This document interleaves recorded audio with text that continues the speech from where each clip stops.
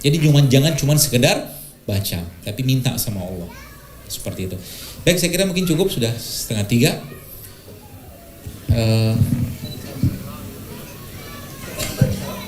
Tanya jawab 2 aja kali ya. Baik, alhamdulillah, masya Allah, sudah langsung banyak sekali yang hadir. Baik, maaf. Baik. Selagi membaca yang tulisan, untuk yang ikhwan yang ingin bertanya secara langsung ada? Banyak banget ya. Mungkin bapaknya dulu yang sudah sepuh, silahkan ingin bertanya.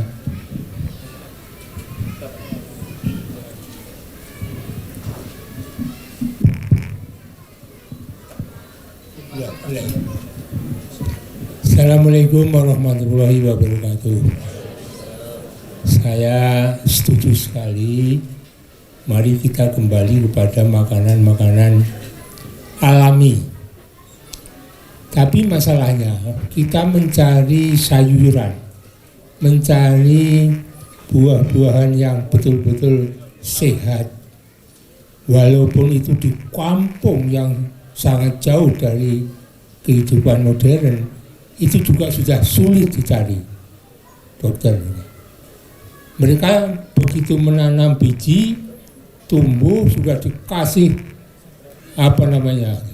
pestisida atau apa, suruh sampai buah itu disemproti lagi. Ya ini kira-kira kemana kita mau cari yang sayuran yang dan buah-buahan yang sehat? Terima kasih. Assalamualaikum warahmatullahi wabarakatuh.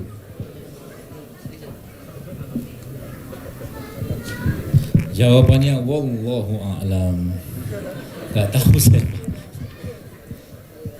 saya. Jujur saya nggak tahu. Yang saya tahu ya, atau yang saya bisa kasih solusi ya, tanam sendiri.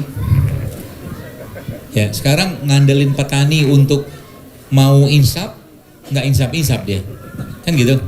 Nah sekarang pola-pola penanaman itu tidak membutuhkan lahan yang gede. Ada namanya verticulture. Verticulture itu Bapak Ibu bisa menggunakan paralon, bukan hidroponik ya. Paralon diisi dengan tanah, dimasukkan sayuran, bibit itu bisa. Bisa kok. Ya, kalau memang kita tidak yakin. Tapi kalau yakin, atau kalau mungkin kita ada, misalkan insya Allah nggak ada rezeki, maka belilah yang organik. Kalau ada rezeki untuk beli organik, karena organik harganya lebih tinggi daripada yang biasa. Ya, tapi kalau tidak, kalau memang tidak memungkinkan juga kita harus makan sayur, dan sayur juga memang kemungkinan besar terkontaminasi, bisa kok dibuang, dibersihkan dengan cara direndam pakai baking soda. Bisa. Direndam sekitar, jadi Bapak nanti ambil baking soda ya dengan takaran atur aja lah gitu kan. Perbandingannya ada macam-macam, tapi dia jangan terlalu banyak juga, nanti direndam di situ, nanti insya Allah bisa mengurangi pestisidanya ya di situ. Atau kalau tidak, kemungkinan saya nggak tahu. Kalau saya kan nggak ngamatin semua petani di kampung sih ya. Bisa jadi ada petani-petani yang tidak menyemprot juga, dan ada sayur-sayur yang memang secara alami itu tumbuh gitu kan. Ya seperti mungkin kayak Jakarta saya lihat kangkung itu tumbuh alami aja dia. Ya pilih sayur-sayur kayak begitu. Ya. Nah pada akhirnya nanti Bapak sekalian, kalau nanti kita sudah mulai aware kayak begini, kita meng-create market sendiri sebenarnya. Kita menciptakan pasar sendiri. Itu sebabnya biasa di kajian saya di Bandung itu subhanallah ketika habis acara itu sudah mulai banyak yang jualan sayur, buah yang organik gitu kan. Semakin banyak orang yang membeli kan nanti lama-lama harganya semakin normal, semakin baik kan gitu. Ya. Jadi kita mulai aware, dan mulailah dari diri kita sendiri dulu gitu loh. Ya kalau kita memang sudah nggak yakin di sana Pak, sayuran kita sudah banyak pestisida segala macam, ya sudah kita tanam sendirilah di rumah. Ya. Kalau enggak mungkin ya tadi beli organik, ya kalau nggak dicuci seperti itu. Itu saran saya sih. Tapi mungkin saya yakin masih banyak kok petani-petani yang punya hati nurani. Ya, banyak. Dan kalau mereka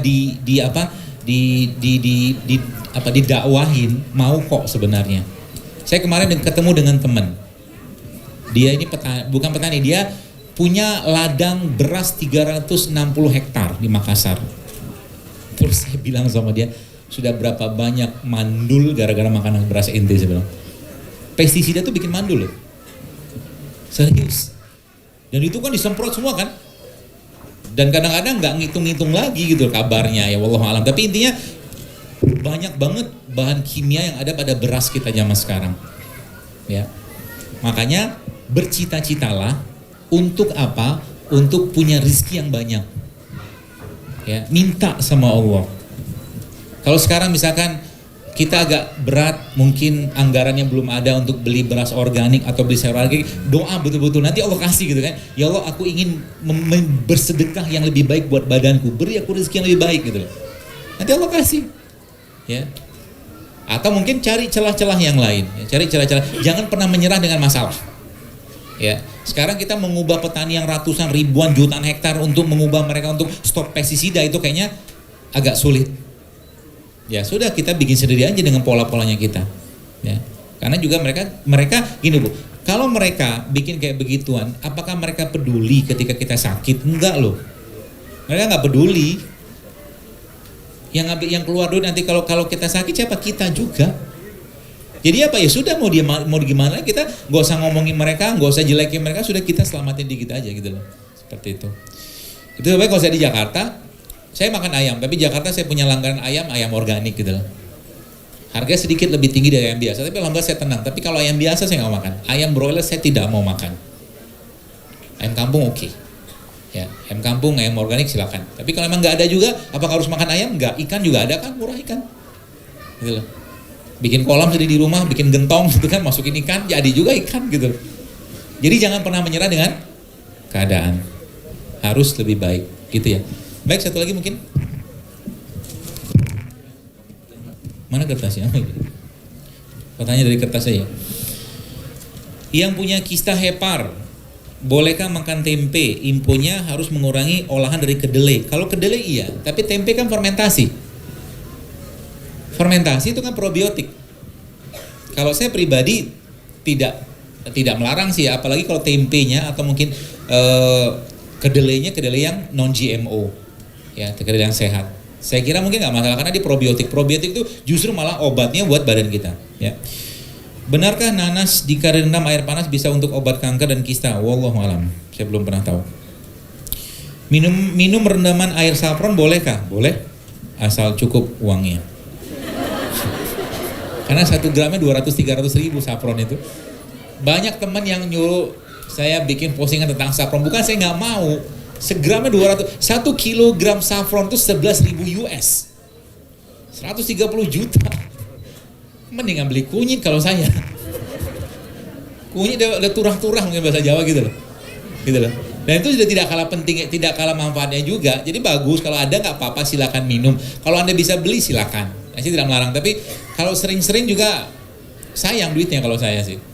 Mendingan yang apa namanya, yang gampang didapat, dan itu juga bukan produk Indonesia nggak punya saffron.